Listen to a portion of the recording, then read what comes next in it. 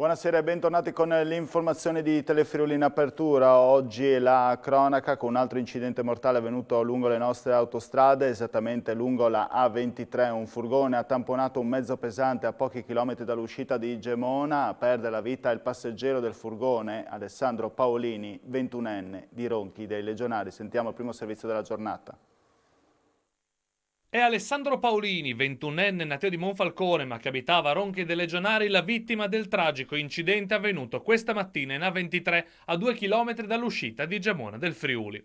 Il giovane viaggiava come passeggero su un furgone di una compagnia di telecomunicazioni condotto da un ragazzo di 2 anni più grande di lui. Restano ancora da accertare i motivi per cui il furgone si è schiantato contro il retro di un mezzo pesante guidato da un cittadino ucraino di 56 anni, ma l'impatto concentrato nella parte destra del veicolo è stato fatale per Paolini. Inutili soccorsi giunti tempestivamente sul luogo dell'accaduto che hanno invece portato in ospedale il 23enne alla guida. Illeso ma scosso il conducente del camion.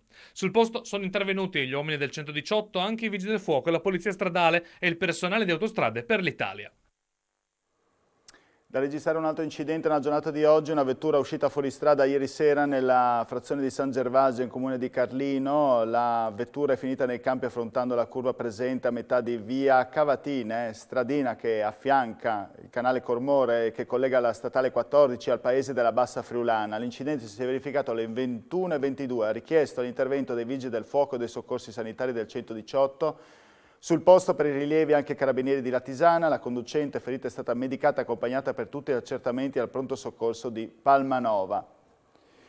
Proseguono a Barcis le ricerche di una donna di 57 anni di Montereale Valcellina scomparsa da domenica quando era andata nella località montana per un'escursione. A coordinare le operazioni sono i vigili del fuoco del comando di Pordenone e Udine con il supporto dei sommozzatori, impegnati anche soccorso alpino, guardia di finanza, corpo forestale regionale, che stanno battendo i sentieri nei boschi attorno al lago utilizzando anche unità cinofile. Oggi anche l'elicottero Drago 71 del reparto operativo a volo dei Vigili del Fuoco di Venezia ha eseguito alcuni passaggi utilizzando sistemi di ricerca strumentale e visiva. Alle operazioni partecipano anche i carabinieri e la polizia locale di Udine con un drone. Ieri mattina, lo ricordiamo, è stata ritrovata l'auto della donna in località Ponte Antoi, all'imbocco del sentiero naturalistico del Monte Dint, dove la cella telefonica è stata agganciata per l'ultima volta. In totale stanno operando sul campo una settantina di soccorritori.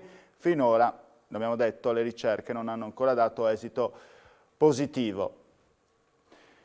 E non ce l'ha fatta Michele Salvadori, il 46enne che domenica notte ad Andreis, dopo essere sceso dall'auto di un amico, si era sentito male, cadendo all'indietro aveva sbattuto violentemente la testa, è morto ieri all'ospedale di Pordenone. Continuiamo con la cronaca. Smantellata dalla Polizia di Stato di Pordenone un'organizzazione criminale dedita allo spaccio di sostanze stupefacenti che riforniva le piazze del nord-est. Sequestrati 10 kg di hashish e 2.000 euro in contanti. Servizio. Vasta operazione antidroga della Polizia di Stato di Pordenone che ha eseguito tra Friuli Venezia e Giulia Veneto perquisizioni nei confronti di 9 persone attive nello smercio di ingenti quantitativi di hashish e cocaina destinati a soddisfare le piazze dello spaccio del nord-est. Le indagini sono state avviate un anno fa quando personale della squadra mobile ha arrestato in flagranza di reato un 43enne magrebino residente a Pordenone, trovato in possesso di oltre 10 kg di hashish e 100 grammi di cocaina.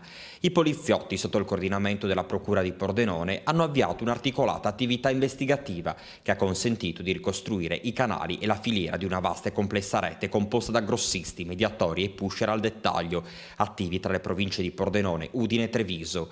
Le ulteriori indagini hanno permesso di scoprire come il gruppo criminale continuasse ad avere la disponibilità di ingenti quantitativi di sostanze stupefacenti.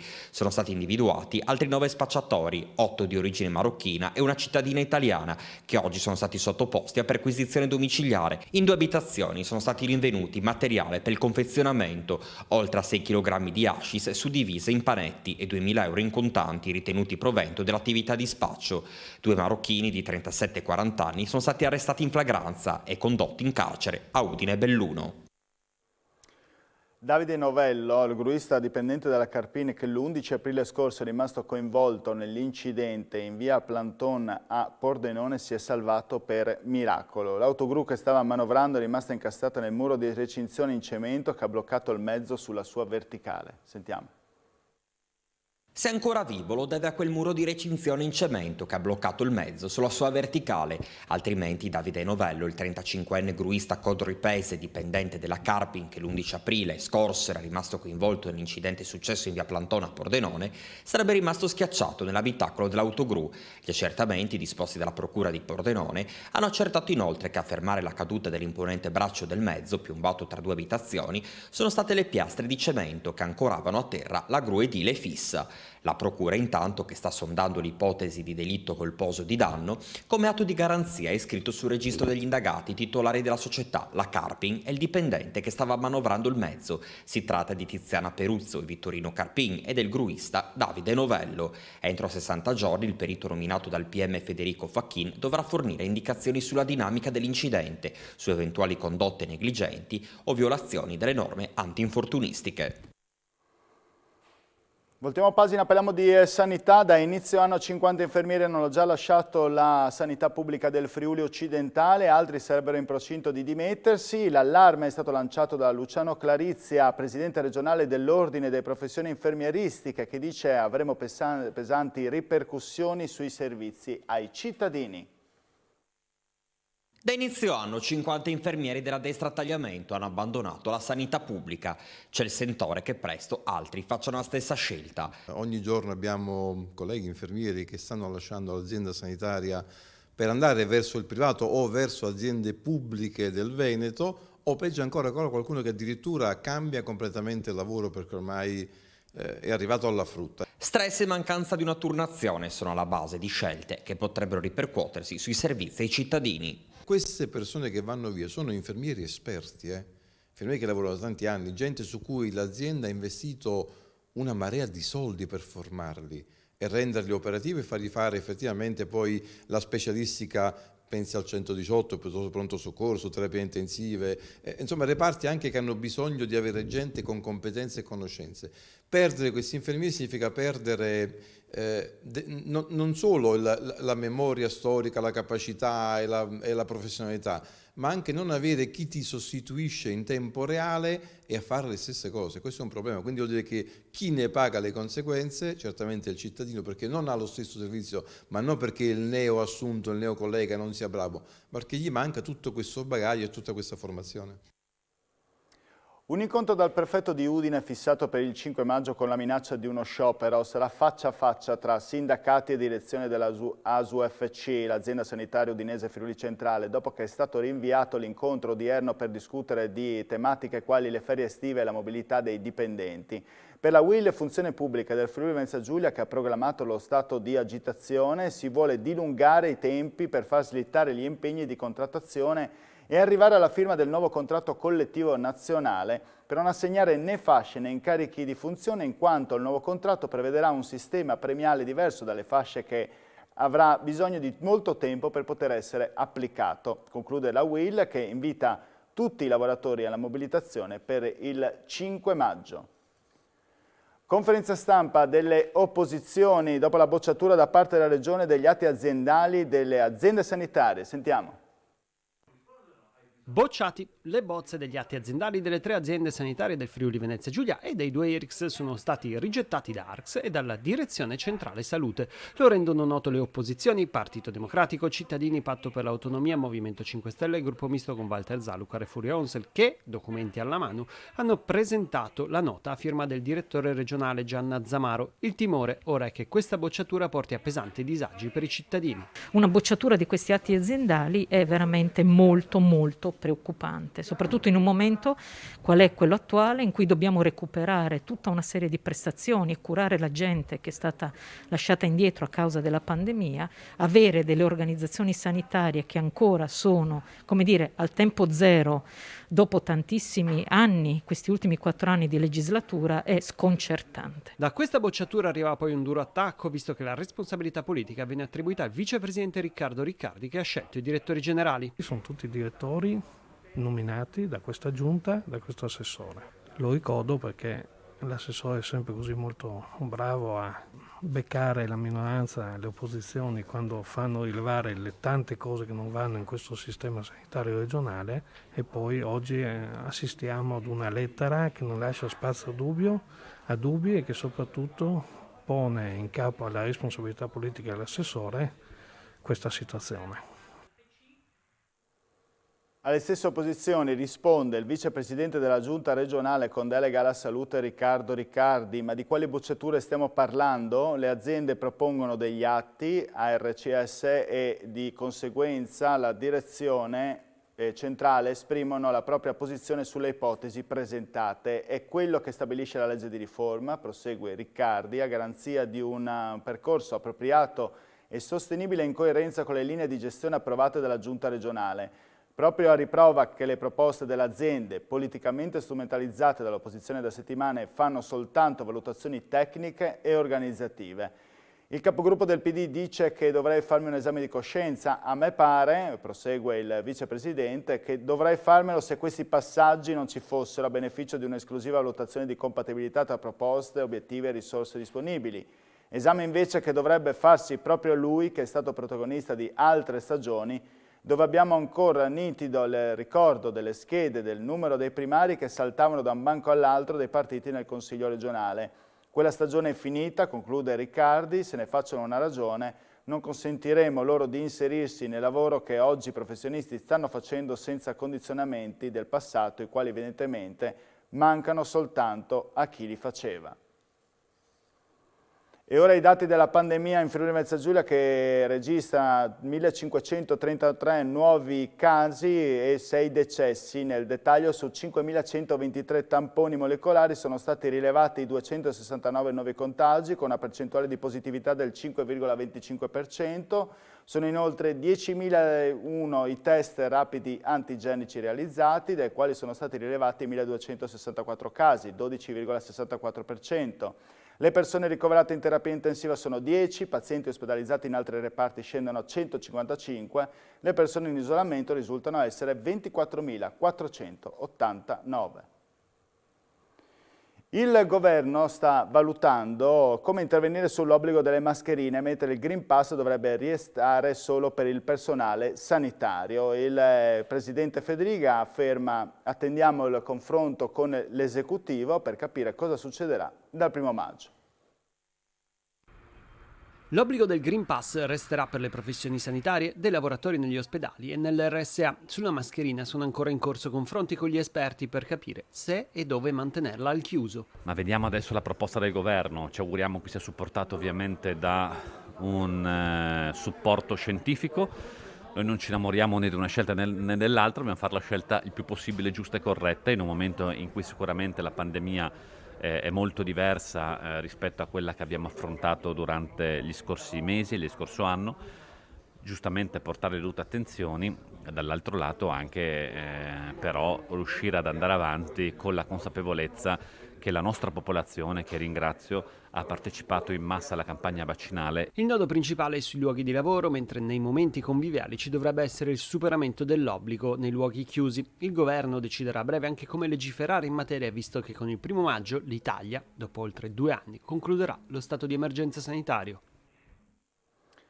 Dopo 2 anni di pandemia, anche questa sarà la prima estate senza restrizioni e regole per il distanziamento. I gestori delle spiagge friulane però hanno deciso di mantenere gli spazi e le distanze anche nelle aree libere. Sentiamo.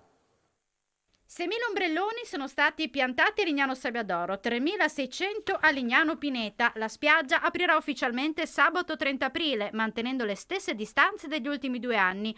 Ogni ombrellone avrà una pertinenza di circa 16 metri quadri. Le distanze sono rimaste invariate, c'è stata una ridistribuzione degli spazi relativi all'animazione e agli spettacoli. Per quanto riguarda invece il discorso della sosta sul bagnasciuga, la sosta e l'occupazione con qualsiasi materiale di spiaggia è vietata indipendentemente dal codice. C'è una disposizione del codice della navigazione, verranno ripiantumati i paletti all'interno delle spiagge libere in modo da evitare sovraffollamenti e un accalcamento nelle zone più vicine al mare. I concessionari almeno qui di Lignano le metrature sono generose, ecco, rispetto a tante altre situazioni anche della costa adriatica. Manterrà le stesse distanze anche la spiaggia della GIT di Grado, come evidenzia il presidente Roberto Marin. Questo è diventato un elemento di qualità per ogni stabilimento balneare. Voltiamo pagina, è quasi tutto pronto per la visita venerdì del Presidente della Repubblica Sergio Mattarella all'Istituto Salesiano Bearzi di Udine. Le prime indiscrezioni arrivano, verrà accolto da 2 ali di bambini festanti e dopo la visita alle officine del Bearzi e l'incontro con la famiglia Parelli terrà il discorso in palestra. Sentiamo Don Lorenzo Teston, direttore del Bearzi. Per noi è un grande onore poter accogliere il Presidente, potergli mostrare quella che è l'opera educativa di San Giovanni Bosco qui a Udine al Bearzi e fargli vedere come si è incarnato il carisma in una terra che unisce formazione, lavoro, scuola a beneficio della gioventù qui del territorio e delle aziende. Con la morte di Lorenzo è la morte di un nostro ragazzo che ci ha lasciato, è una perdita incolmabile. La visita del Presidente dà grande speranza a tutti. Penso che incontrerà la famiglia, e noi appunto vogliamo far sentire tutto il calore della nostra comunità educativa accogliendo al meglio il Presidente che arriverà venerdì mattina. Ma ci stiamo accordando sugli ultimi dettagli, penso che partirà da qui all'ingresso, sarà accolto da 2 ali di folla, diciamo così, di ragazzi che lo accompagneranno idealmente in un piccolo percorso all'interno del Bearzi, visiterà gli ambienti della nostra scuola e poi ci sarà un momento ufficiale di comunicazione, di incontro con le autorità del territorio, con le rappresentanze dei nostri studenti, con alcune famiglie nella palestra. Quello che sappiamo è il desiderio quello di vedere proprio gli ambienti della nostra scuola, dove i ragazzi incontrano tutti gli aspetti che poi sono quelli della formazione professionale, dell'istituto tecnico. La politica, un lavoro sottobanco per dare vita e forma alla lista del Presidente, parliamo di regionali, in attesa di capire se e come cambierà lo scacchiere politico nazionale, in Regione proseguono i movimenti in vista delle prossime elezioni tra un anno.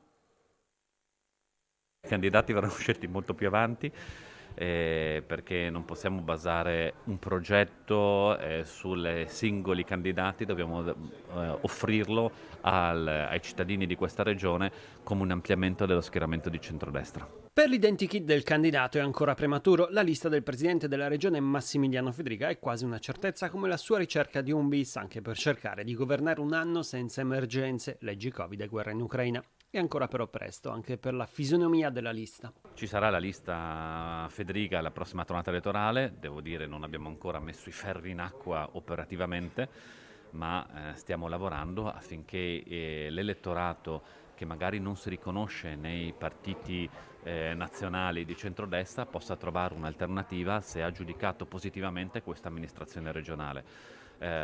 Penso e ritengo che anche persone magari di altre aree politiche per la scelta dell'amministrazione regionale possano darci la fiducia, perché penso che abbiamo lavorato in modo ampio, senza ideologie, ma con grande pragmatismo per dare risposta ai cittadini di questa regione. Resta poi da capire e comporre lo scacchiere per le politiche, visto che più di qualcuno di quelli che oggi siedono in giunta regionale potrebbe puntare a Roma, dove però gli spazi sono dimezzati rispetto a 5 anni fa. Presto il gioco della mora potrebbe tornare a essere praticato nei bar e nelle osterie del Friuli Venezia Giulia, un passo in avanti per la riabilitazione di questa storica disciplina, riconosciuta anche dal CONI, è stato compiuto oggi con l'approvazione in Consiglio regionale di una mozione presentata da Fratelli d'Italia e condivisa da Lega e Progetto FVG con 24 consiglieri che hanno dato proprio il via libera. Performance decisamente positive invece per i porti di Trieste e Monfalcone, come rivela il report relativo al primo trimestre di quest'anno su 2 scali governati da autorità di sistema portuale del mare Adriatico orientale. A Trieste le oltre 14 milioni di tonnellate di merci movimentate portano un incremento di quasi 20% rispetto all'anno precedente. A Monfalcone i volumi complessivi hanno raggiunto invece le 820.000 tonnellate di merce con un aumento del 9%. In Consiglio regionale oggi le celebrazioni della Festa della Patria del Friuli, è intervenuto anche il Presidente della Regione Massimiliano Fedriga. Le parole di Dino Persello e le fisarmoniche di Pasqualino e Manuel Petris. La festa della patria del Friuli è arrivata per la prima volta in Consiglio regionale, dove l'Aula ha celebrato il coraggio del popolo friulano, che è emerso anche dal discorso del presidente della regione Massimiliano Fedriga, al fianco del quale il presidente del Consiglio Piero Mauro Zani non ha nascosto la soddisfazione. Non solo celebrato, ma ha evidenziato gli aspetti positivi del popolo friulano, sia per il passato ma anche per il futuro, e quindi nella diversità delle proprie tradizioni, dell'identità, la speranza e la forza per guardare al futuro con un Friuli Venezia Giulia posizionato al centro dell'Europa, un'Europa che deve essere di popoli, di comunità. Tra i primi firmatari della legge che ha istituito la festa della patria del Friuli anche l'attuale assessore regionale Barbara Zilli. Ci avviciniamo all'anniversario del 6 maggio del 76, è una memoria storica quella che viene portata anche attraverso la celebrazione della festa della patria, dei sacrifici del popolo friulano, ma soprattutto della capacità di rialzarsi nelle difficoltà, dei messaggi di solidarietà e di grande intraprendenza anche economica che la nostra gente sa rappresentare nel mondo.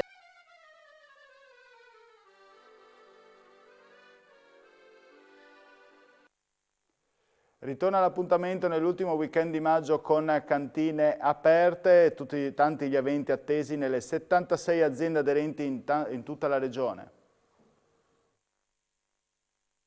Sono 76 le cantine del Friuli Venezia Giulia che apriranno le proprie porte ai visitatori nell'ultimo weekend di maggio. Ritorna l'appuntamento di Cantine Aperte, presentato in Villa Russitz a Capriva del Friuli, dopo 2 anni segnati dalle difficoltà pandemiche.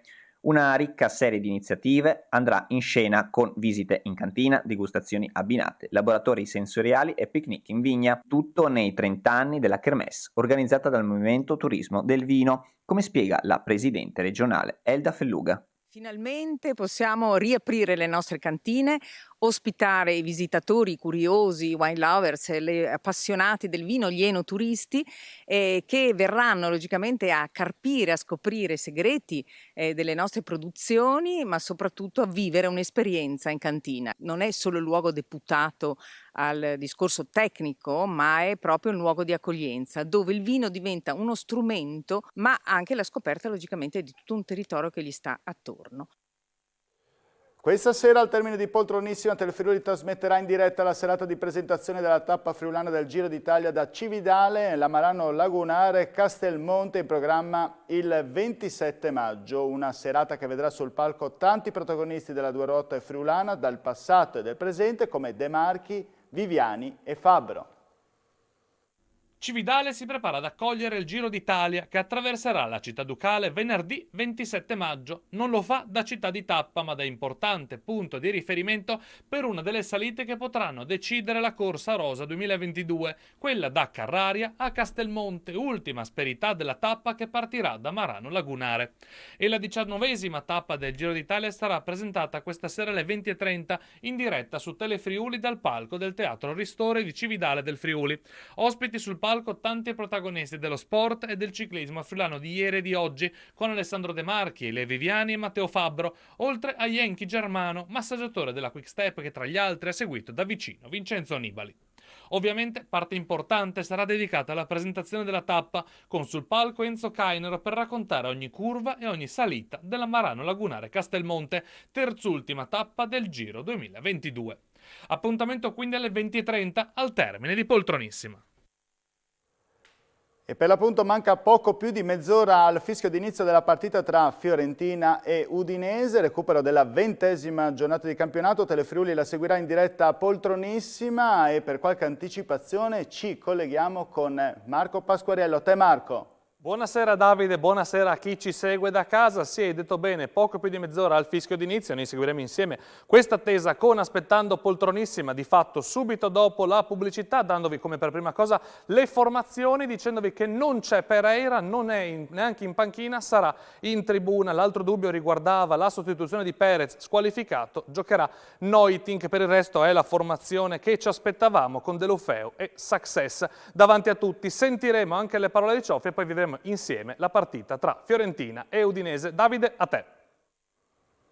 Grazie Marco, quindi non cambiate canale, alle 18 Poltronissima per seguire Udinese e Fiorentina. A me non resta che ringraziarvi e augurarvi buona serata a tutti. Arrivederci.